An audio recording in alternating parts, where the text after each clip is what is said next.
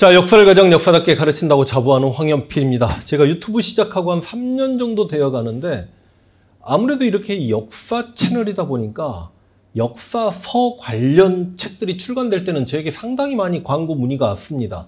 그런데 여러분들도 아시다시피 저도 역바연이라는 출판사에서 세상에서 빛을 보기 어려운 역사서들을 좀 출간하자라는 그런 나름의 사명감 가지고 지금 굉장히 많은 책들을 출간 작업을 준비하고 있기 때문에 제가 다른 출판사의 책을 이렇게 광고하는 거는 이건 도의도 아니다라고 해가지고 상당히 많이 정중하게 거절 의사를 표했습니다. 근데 이번에도 이 책에 대해서도 우리 조교 선생님께서 거절 의사를 표했다라고 이제 저에게 이야기가 들어오는데 젠장 김훈 작가님 책이었습니다. 그리고 와 안중근이었습니다. 그러니까 제가 약간 안중근 책을 김훈 작가님께서 쓰셨다라고 할 때 약간 소름이 끼쳤던 게 제가 유튜브 하면서 가장 많은 주제를 다루었던 게 역시 임진왜란 이순신이었고 그렇지만 안중근은 지금까지 단 한 번의 영상도 찍지 않았습니다. 왜냐하면 이 역사를 하는 사람들이 어떤 역사적 인물에 매몰되면 이상하게 고독해지면서 또 다른 인물을 접하면 뭔가 혼란스러우고 막 정신이 산만해지고 그렇거든요. 저는 김훈 작가님을 직접 개인적으로 만난 적은 없지만 김훈 작가님의 책을 당연히 칼의 노래를 통해서 제가 읽었던 칼의 노래는 제 고향집 저 구석진 곳에서 지금 먼지와 함께 쌓여 있겠지만 제가 이제 제 이순신의 바다 책을 내면서 칼의 노래를 다시 한번 이렇게 구입해서 살짝쿵 손을 대보긴 했습니다만 제가 그때 고등학교 국사 선생님 교직에 있을 때 칼의 노래를 처음 접했습니다. 역사서와 소설 그 중간에 역사소설. 그러니까 소설은 픽션인데 역사소설은 어디까지 픽션이어야 하나. 그런데 보통 역사소설을 쓸 때 어떤 인물에 대해서 적당히 이해하고 사건에 대해서 적당히 이해해서 각색에서 소설들이 많이 쓰여지기도 합니다만 그때 칼의 노래를 읽어 내려갈 때 제 심정은 야 이건 정말 이순신을 디테일하게 연구했구나. 그래서 김훈 작가께서 또 기자 출신이셔서 그런지 정말 돋보기를 대고 이순신을 들여다본 이후에 완벽하게 이순신에 대한 공부가 마스터되고 난 다음에 그 이순신의 감정선까지 들여다보려고 하면서 만들어진 게 칼의 노래였구나. 근데 그 칼의 노래의 문장 하나하나가 주는 느낌이 너무 강해서 저는 그 칼의 노래를 제 인생의 최고의 몇 권의 책 안에 당연히 칼의 노래를 집어넣습니다. 아, 정말로요? 그럼에도 불구하고 20여 년 전에 읽었던 칼의 노래를 제가 이순신의 바다를 쓰기 전까지는 다시 손을 댈 엄두를 못 냈습니다. 왜냐하면 그 무거움 속에 가라앉고 싶지 않아서 그만큼 명저였다는 말씀을 드리는 겁니다. 그런데 이번에 김훈 작가께서 또 하나의 역사소설, 주제가 안중근입니다. 그리고 제목도 제 뒤통수를 후려칩니다. 하얼빈. 와, 전 또 개인적으로 하얼빈을 가봤거든요. 그러니까 이 책을 제가 어제 오후부터 읽기 시작해가지고 어제 저녁까지는 솔직히 막 집중이 된다는 느낌이 안 가다가 오늘 오전에 한 3시간 동안 와 초집중하면서 한 자리에서 다 읽었습니다. 여러분 책이 시작할 때는 이토 히로부미 이야기도 나옵니다. 아니 그러니까 기본적으로 1905년 을사죄악을 체결해서 우리에게 외교권을 빼앗아간 어찌 보면 우리 국권이 피탈되게끔 앞장섰던 조선의 초대 통감이었던 이토 히로부미를 안중근이 하얼빈에서 저격해서 죽였다라는 건 우리가 일반인들이 많이 압니다.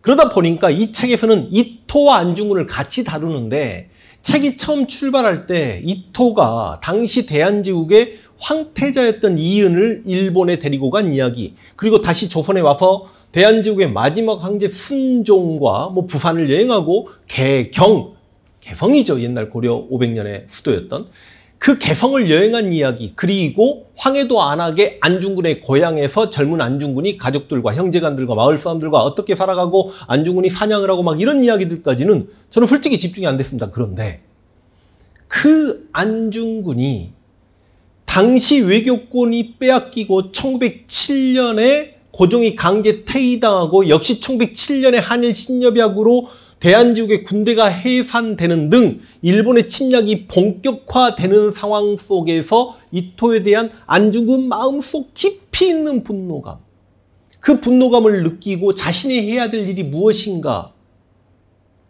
내가 막연하게 이토를 죽여야 되겠다라는 생각을 가졌던 것 같은 그 안중근을 묘사해 놨는데, 우리가 일반적으로 알기에는 안중근이 내가 이토의 동양평화론을 한때 지지했다.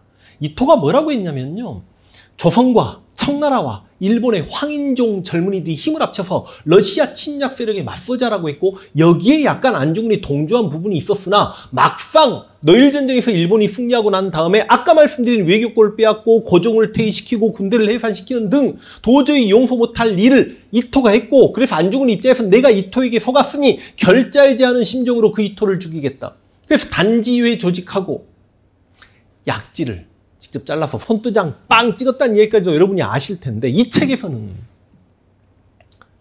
그냥 뭔가 막연하게 깊숙이 있는 이토에 대한 분노감 때문에 그 이토를 만나러 가는 안중근. 근데 이 김훈 작가님이 역시 정말 천재적입니다. 여러분, 하얼빈에서 안중근이 이토를 죽였죠. 하얼빈 저 만주 한복판입니다.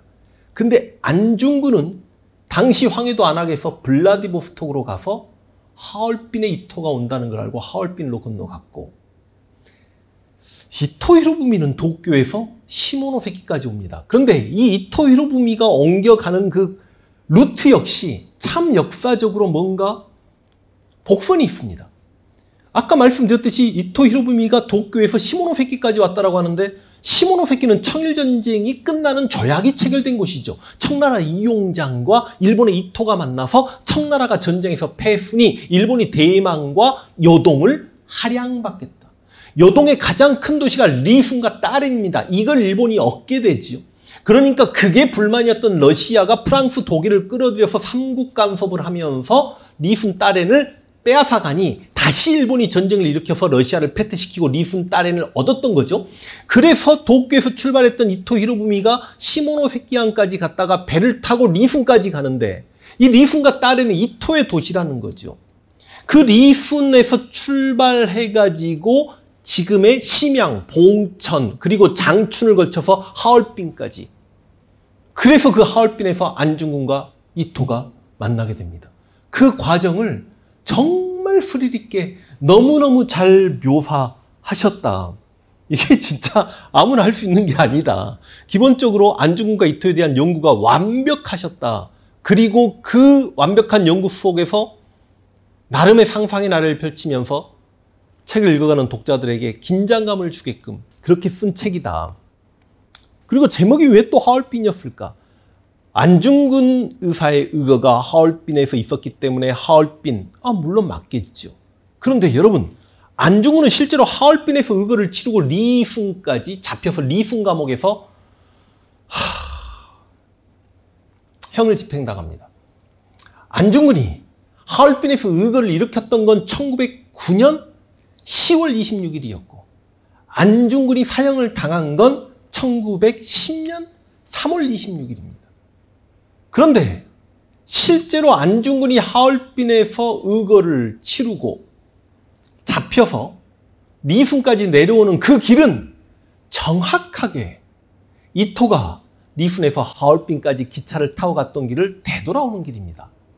저는 개인적으로 리순을 가서 리순 감옥에 가보았습니다.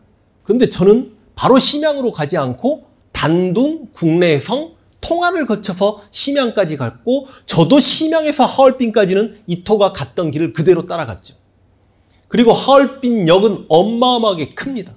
그 하얼빈역에 실제로 안중근이 이토를 저격했던 그 현장에 서기 위해 굉장히 고생해서 저도 그 현장까지 가봤습니다. 그리고 그 하얼빈역에는 안중근 기념관 역시 있습니다. 그러니까 저도 같은 한국인으로서 리순에서 안중근을 만나고 만주여행을 하면서 마지막 하얼빈에서 다시 안중근을 만났을 때 안중근이 얼마나 큰 인물이었는가.